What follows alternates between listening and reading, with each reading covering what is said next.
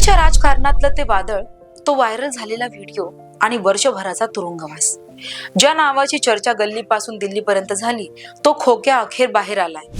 आमदार सुरेश धस यांचा खंदा कार्यकर्ता आणि शिरूर कासार मधील बहुचर्चित सतीश भोसले उर्फ खोक्या भोसले याची छत्रपती संभाजीनगर कारागृहातून सुटका झाली आहे. ढाकणे पिता पुत्र मारहाण प्रकरणात बीड न्यायालयाने त्याची निर्दोष मुक्तता केली आहे. हो, हे तेच सतीश भोसले आहेत ज्यांच्या गेल्या वर्षी बॅटने मारहाण करतानाचा व्हिडिओ सोशल मीडियावर बनव्यासारखा पसरला होता. या व्हिडिओमुळे बीडसह संपूर्ण महाराष्ट्रात खळबळ उडाली होती. शिरूर कासार पोलिसांनी त्यानंतर भोसलेवर कडक कारवाई करत त्याला बेड्यात ठोकल्या होत्या. मात्र आता वर्षभरानंतर न्यायालयाने दिलेल्या निकालामुळे सतीश भोसलेच्या समर्थकांमध्ये आनंदाचे वातावरण आहे.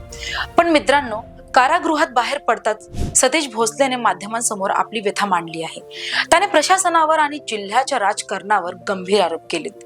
त्याचे काय म्हणणे आहे पहा या रिपोर्टमध्ये. सतीश भोसलेच्या मते तो राजकीय षडयंत्राचा बळी ठरला आहे. एका मोठ्या नेत्याला टार्गेट करण्यासाठी माझ्यासारख्या आदिवासी तरुणाचा वापर केला गेला, असा खळबळजनक आरोप त्याने केला आहे.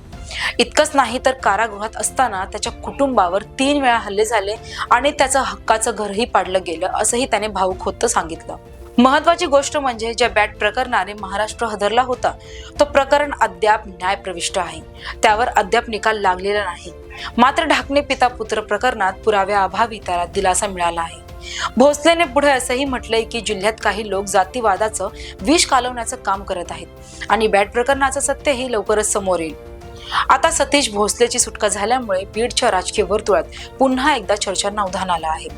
न्यायालय मुख्य प्रकरणात काय निकाल देतं याकडे सर्वांचं लक्ष लागलं आहे.